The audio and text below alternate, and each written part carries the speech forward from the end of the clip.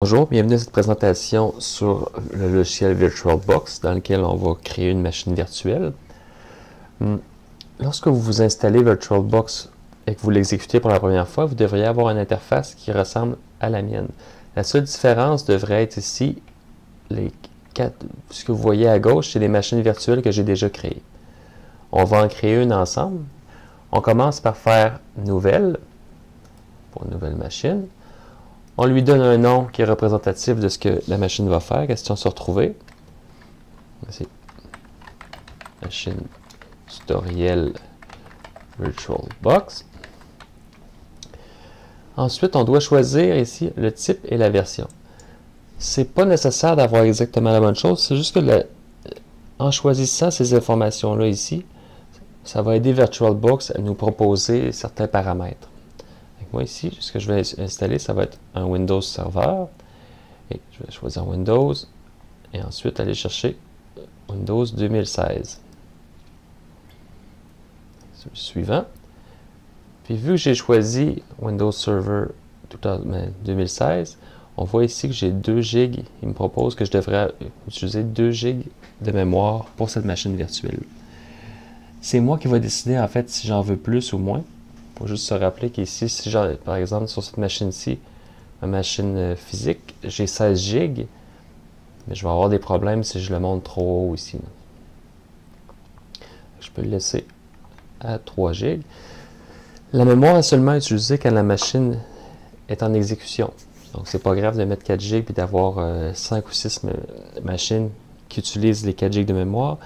L'important c'est qu'elles ne soient pas exécutées en même temps. Donc, je fais suivant. Ensuite, ici, on nous demande de créer un disque dur virtuel si on en a besoin, en fait. Où est-ce qu'on va enregistrer Windows? Je fais créer. Ces différents formats qui sont supportés par VirtualBox. Celui par défaut, c'est Image Disk VirtualBox.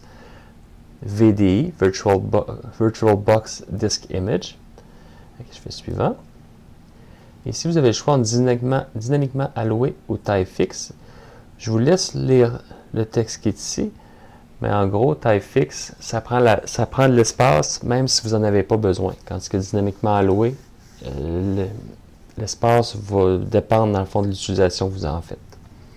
Mais ici, dynamiquement alloué, c'est moins performant. Je fais suivant. Vous pouvez nommer le disque dur. Vu que j'ai choisi Windows 2016, serveur 2016, ici ça me propose 32 GB de disque dur. Je vais le laisser comme ça. Si on met moins, puis qu'on installe des choses, puis finalement on n'a pas assez d'espace, mais après ça, il va falloir faire des modifications dans VirtualBox qui sont peut-être plus difficiles que de donner la bonne taille dès le départ. J'ai fait créer. Et la machine est créée. C'est aussi simple que ça, les premières étapes. Ensuite, là, on a vu que j'ai créé ma machine, mais je n'ai pas installé Windows Server dessus. Pour le faire, je vais aller dans Configuration ici. Et j'ai différents paramètres que je vais jouer avec. L'important pour moi en ce moment, c'est le stockage. C'est ici qu'on va aller choisir notre CD d'installation pour Windows Server. Je choisis stockage. On voit que ici, mon VDI, dans le fond, l'image disque est ici. Et ce qui m'intéresse, c'est le CD. En fait, tout est virtuel, il n'y a pas vraiment de CD, mais c'est l'image qu'on va prendre. On va prendre une image, dans le fond, de Windows Server 2016. Je m'en vais chercher ici. J'en ai différents. Je veux juste aller chercher le premier. Choisissez un fichier de disque optique virtuel. Ça va me permettre de choisir sur mon poste. Donc là, dans mes téléchargements, j'ai SQL Server et Visio, mais c'est pas ça que je veux. Je vais aller sur mon bureau et j'ai Windows Server 2016 en 64 bits. Je fais ouvrir. Encore là, il n'y a rien qui se passe. Mais quand je vais arriver pour faire OK et lancer la machine, démarrer,